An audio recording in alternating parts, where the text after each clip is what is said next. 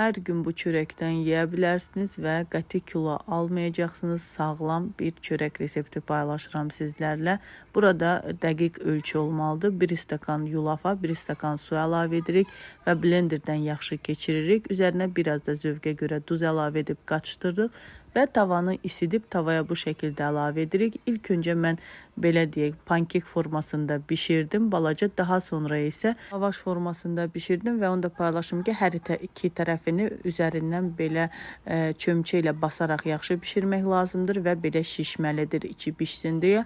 Və sonra isə içərisinə istədiyiniz hər bir şey əlavə edə bilərsiniz. Mən yumurta, xiyar, pomidor, göyərti və biraz da sezar sosu əlavə edib bu şəkildə büküb yedim. İstəsəniz içərisinə toyuq əti ya dana əti, hər bir şey yenə qeyd edirəm əlavə edə bilərsiniz zövqə görə.